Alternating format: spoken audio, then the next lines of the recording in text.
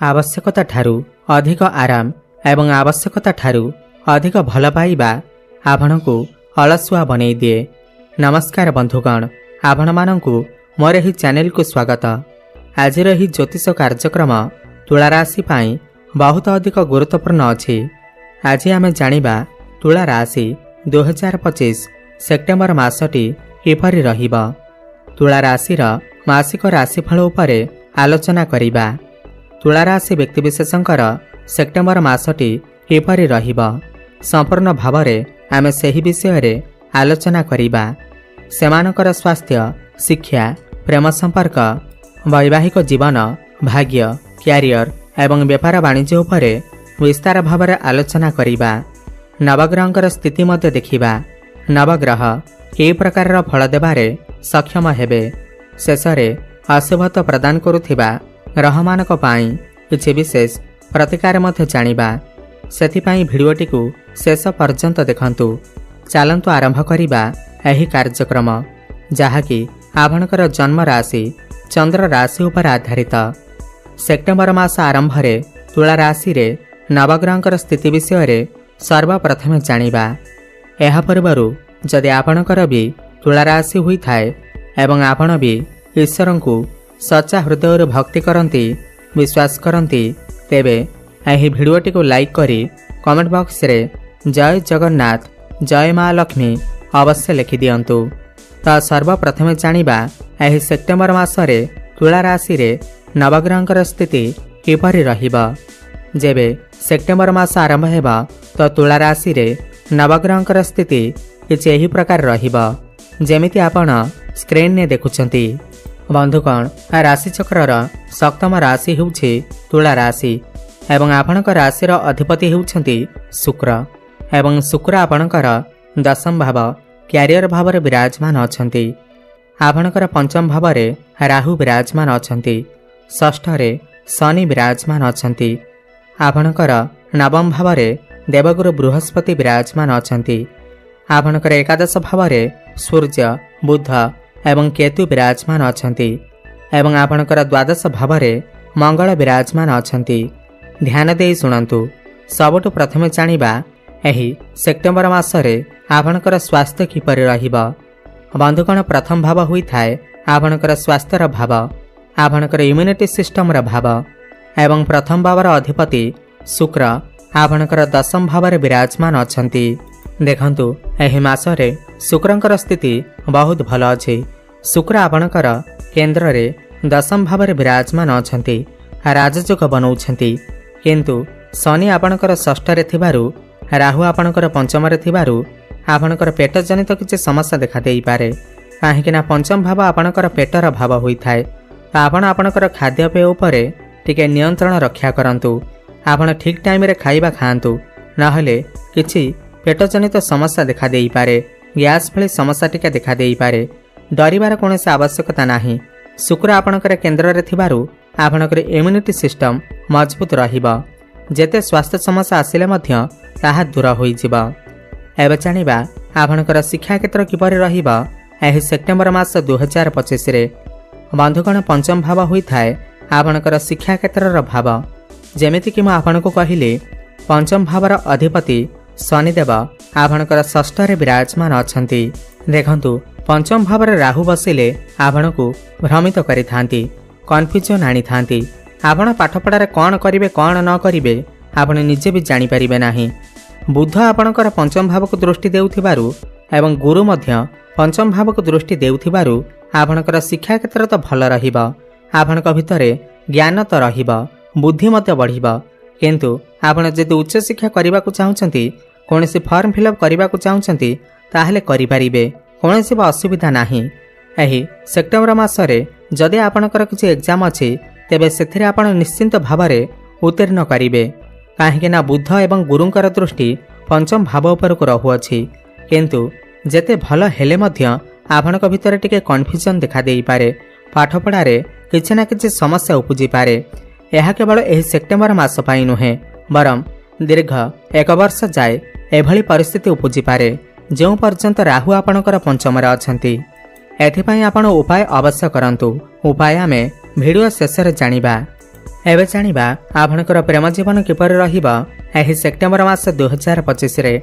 बंधुगण पंचम भाव ही होई थाए आपणकर प्रेम जीवनर भाव, शिक्षार भाव एवं संतानर भाव मध्य होई थाए। तो पंचम भावर अधिपति शनिदेव षष्ठ रे विराजमान अछंती। देखंतु जेउ पर्यंत राहु आपणकर पंचमर अछंती आपण आपणकर शिक्षा क्षेत्र एवं प्रेम जीवन उपरे विशेष ध्यान देवार अछि। पुणी शनि मध्य षष्ठ रे विराजमान अछंती। तो आपणकर प्रेम जीवन रे समस्या तो लागि रहिबा।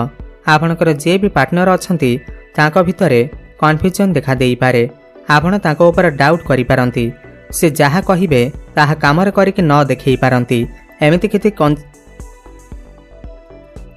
किछि कन्फ्यूजन मध्य देखा देई पारे। एमिति कि एही मासरे केते जनकर कथावार्ता मध्य बंद होई जाई पारे, ब्रेकअप मध्य होई जाई पारे। जहा भी हेबा सडन हेबा। खास करी 20 सेप्टेम्बर नहीं करी 25 सेप्टेम्बर मध्य आपणकर प्रेम जीवन रे टिके अधिक समस्या देखा देई पारे।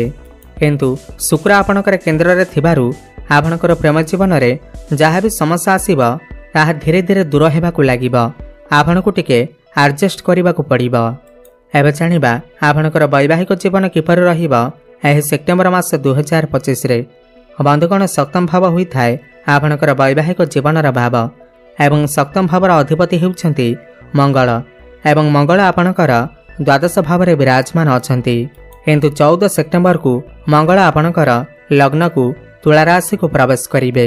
देखंतु 14 सेप्टेम्बर परे जेतेबेले मंगल आपणकर लग्न को आसीबे एहा परे आपणकर वैवाहिक जीवन बहुत ही अधिक भल रहिबा।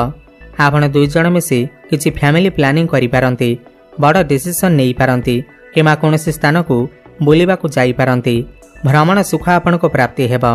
आपणकर लाइफ पार्टनर कर स्वास्थ्य रे जदि किछि समस्या थिला ताहा मध्य दूर होई जिबा। आपणकर लाइफ पार्टनर कर कैरियर रे मध्य ग्रोथ आसीबा। किंतु 14 सेप्टेम्बर पूर्वरु आपणकर वैवाहिक जीवन रे टिके समस्या देखा देई पारे। हुए तो आपणकर लाइफ पार्टनर कर स्वास्थ्य रे किछि समस्या देखा देई पारे। आपणकर लाइफ पार्टनर कर स्वास्थ्य रे किछि समस्या देखा जाई पारे। आखिरे किछि जलन भली समस्या देखा देई पारे। बैक पेन भली समस्या देखा देई पारे। एथिप्रति आपण टिके ध्यान देबे। किंतु 14 सेप्टेम्बर परे आपणकर वैवाहिक जीवन बहुत ही भल रहिबा। एबे जानिबा सबठार गुरुत्वपूर्ण विषय वस्तु जहाँकि आपणकर भाग्य, कैरियर एवं व्यापार वाणिज्य किपर रहिबा एही सेप्टेम्बर मास 2025 रे। बंधुगण नवम भाव होई थाए आपणकर भाग्यर भाव, दशम भाव होई थाए आपणकर कैरियर भाव। नवम भावर अधिपति हेउछंती बुध एवं बुध आपणकर एकादश भाव रे विराजमान अछंती। देखंतु एही मासरे आपणकर भाग्य बहुत ही अधिक मजबूत रहिबा। काहेकिना भाग्य भावर अधिपति बुध एकादश भाव रे लाभ भाव रे विराजमान अछंती। माने एही मासरे भाग्य बଳରେ आपणकु समस्त लाभ प्राप्ति हेबा। चारि दिगुर आपणकु लाभ ही लाभ प्राप्ति हेबा। आपण एही मासरे किछि बड़ कार्यर आरंभ करि पारंती, बड़ इन्वेस्टमेंट करि पारंती किंबा आपणकर घरे कोनोसी शुभ मांगलिक कार्यर मध्य आयोजन होई पारे। गुरु आपणकर नवम रे थिबारु आपणकर मन धर्म आड़क अग्रसर होई पारे। आपण कोनोसी धार्मिक स्थान को मध्य जाई पारंती। 15 सेप्टेम्बर परे बुध आपणकर द्वादश भाव को मध्य चलन करिवे एवं उच्चस्थ हेबे। आपण स्पिरिचुअल आड़क गति करिवे। कोनोसी दूर यात्रा मध्य करि पारंती। आपण किछि भूमि, प्रॉपर्टी, जमीबाड़ी किमा नूतन जानवाहन इत्यादि क्रय करि पारंती। एवं जो माने भी शेयर मार्केट, स्टॉक मार्केट एवं ट्रेडिंग रे काम करुछंती सेमानकु आकस्मिक भाव रे लाभ मध्य प्राप्ति हेबा। नूतन दंपति मानकु संतान सुख मध्य प्राप्ति हेबा। आपण चेष्टा जारी रखंतु। कैरियर कथा हेबा जदि एही मासरे आपणकर कैरियर बहुत ही अधिक भल अछि। काहेकिना आपणकर लग्नर अधिपति शुक्र एही मासरे दशम भाव रे कैरियर भाव रे विराजमान अछंती एवं बहुत बलवान अवस्था अछंती। एही मासरे आपणकर कैरियर रे बहुत ही अधिक उन्नति करिवे। एही मासरे खास कथा यह अटे कि सूर्य आपणकर एकादश भाव रे थिबारु एवं शुक्र मध्य 15 सेप्टेम्बर परे आपणकर एकादश भाव को चलन करिवे। जो माने बेरोजगारी अछंती, जो मानक पाखरे कोनोसी भी चाकरी बाकरी नाही, तो एही मासरे सेमानकु चाकरी मिलिबार बहुत अधिक संभावना बनुअछि। आपण चेष्टा जारी रखंतु। कर्म क्षेत्र में आपको लाभ ही लाभ प्राप्ति हेबा। आपण आपणकर पूरा एफर्ट दे काम करिवे। मन देई काम करिवे एवं समस्त टार्गेट को अचीव करिबारे आपण एही मासरे सफलता लाभ करिवे। एही मासरे आपणकर प्रमोशन मध्य होई पारे। कोनोसी एमएनसी कंपनी रु जॉब ऑफर मध्य आसी पारे। तो एही मासरे आपणकर कैरियर को नहीं बहुत ही अधिक भल अछि। व्यापार वाणिज्यर कथा बा जदि 14 सेप्टेम्बर पर आपणकर व्यापार वाणिज्य बहुत ही अधिक भल रहिबो। जेतेबेले मंगल आपणकर लग्न को आसी सप्तम भाव को दृष्टि देबे तो आपण आपणकर व्यापार वाणिज्य रे बहुत ही अधिक उन्नति करिवे। आपणकर डेली इनकम रे वृद्धि आसीबा को लागिबो। आपण कोनोसी स्थान रे पूंजी निवेश करी लाभवान मध्य होई पारंती। आपण किछि नूतन व्यापार मध्य आरंभ करि पारंती। बुध मध्य शुभ स्थान रे थिबारु एवं बृहस्पति शुभ स्थान रे थिबारु एही मासरे आपण आपणकर व्यापार वाणिज्य रे ग्रोथ आनिबा को चेष्टा करिवे। आपणकर क्लाइंट बढ़ी पारंती, कस्टमर बढ़ी पारंती। एबे जानिबा किछि उपाय विषय रे जाहाको करिबा द्वारा एही मासरे जहाँ भी किछि समस्या रहुअछि ताहा दूर होई पारिबो। सर्वप्रथमे तो आपण एही मासरे शनिकर बीज मंत्रर जप अवश्य करंतु। ओम प्रांग प्रिंग प्रंग सह शनिश्चराय नमः 108 थर प्रत्येक दिन जप करंतु। शुभफल प्राप्ति हेब। प्रत्येक दिन पक्षी मानकु किछि दाना पानी खाइबा को दियंतु एवं कला कुकुर को किछि खाइबा को दियंतु। हनुमान चालीसार पाठ करने सहित प्रत्येक दिन सूर्य को जलार्घ्य अर्पण करंतु। शुभफल प्राप्ति हेबा सहित आपणकर भाग्य रे उन्नति आसीबा। धन्यवाद।